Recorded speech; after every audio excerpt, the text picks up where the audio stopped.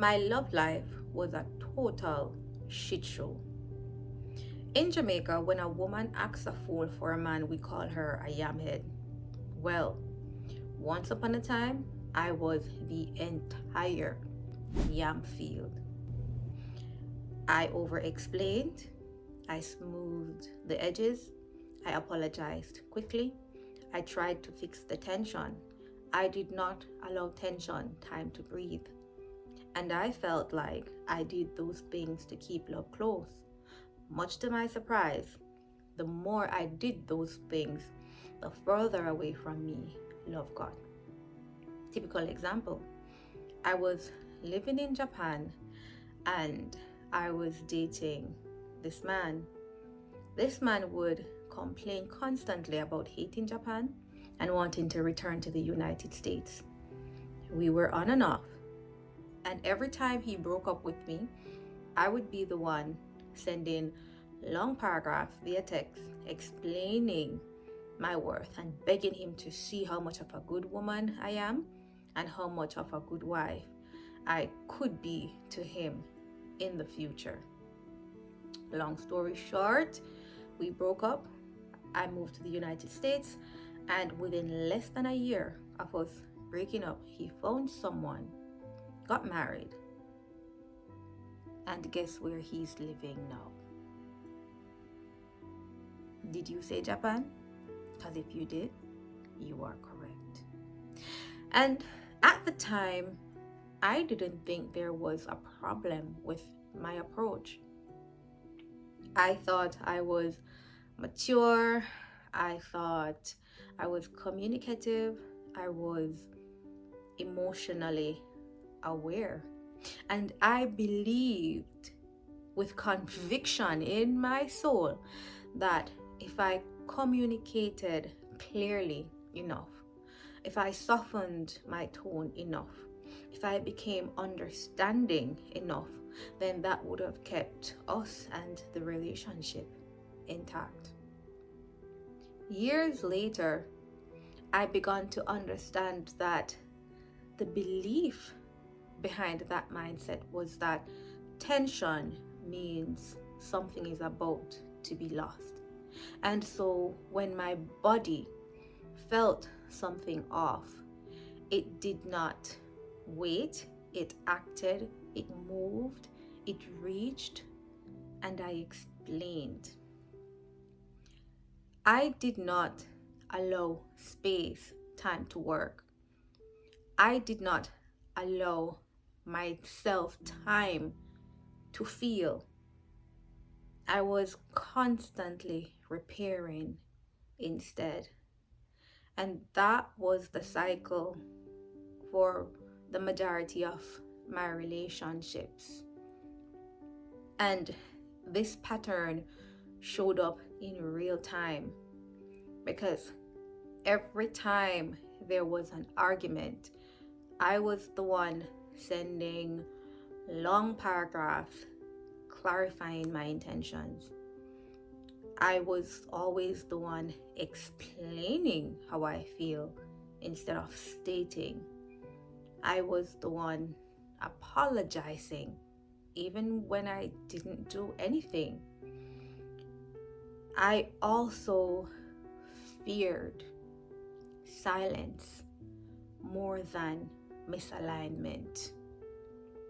And during that time, when I look back, I realized I was not asking myself, are you safe here? Instead, I was asking, how do I keep this from breaking? And the cost of doing all of that was not immediate. Those relationships stayed, those connections stayed. But after a while, I got so tired, so exhausted. I started to realize that I was leaving myself. I realized that my needs became negotiable. My boundaries became flexible. And my inner voice, my little inner voice, or what was left of it, disappeared. So essentially, when it came on to dating, I just accepted anything without prodding or evaluating. And it felt easy. So I realized after a while that, well, I had to try something new. And so I started to pause and I allowed tension to exist without trying to fix things. I stopped chasing reassurance because by that time I had found it within myself. I allowed space without trying to use words to fill the void. It did not feel empowering at first. In fact, it was very uncomfortable for me. And it was uncomfortable because I had finally stopped performing for safety. The shift didn't come from me becoming a better communicator. No, because I was already good at communicating. The shift came with me realizing that I was over explaining as a form of fear.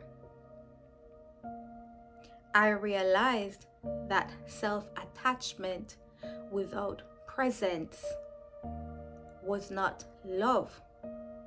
It was survival.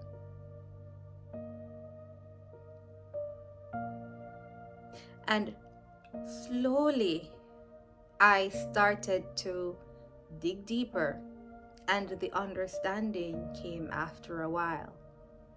I started to understand that explaining was not the same as being understood. Closeness was not the same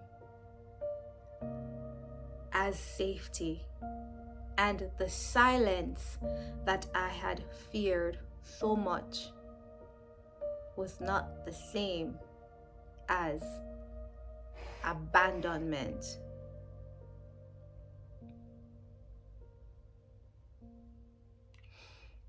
I had to learn a lot. And some relationships did not survive that shift. Not because I became more difficult, but because they depended on me to overfunction.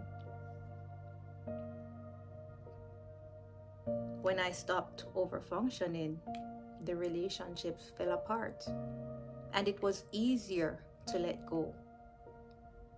Others did, and the ones that did, they were more mutual.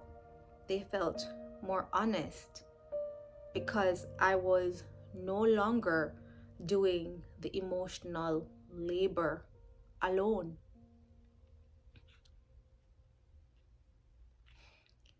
I learned that love does not require constant explanation.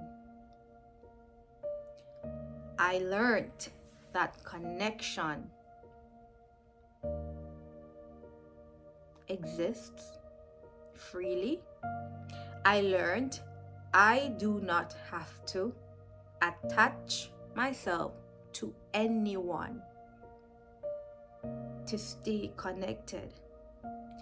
I learned that the connection, the love, the respect, the honesty will not collapse when tension arises, when the relationship is true, when the connection is genuine. I learned I did not have to abandon myself to be chosen. I could be me. I could express myself through fashion, through my hairstyles, through my clothing preferences. And I could be authentically myself. If this video resonates with you, if you are learning these things, I want to let you know that you are not late. You are growing. And that's evolution. If you were here with me today, thank you. If you've had a similar experience, I want to hear about it. Put it in the comments below. Let's talk about it. Until next time, walk good.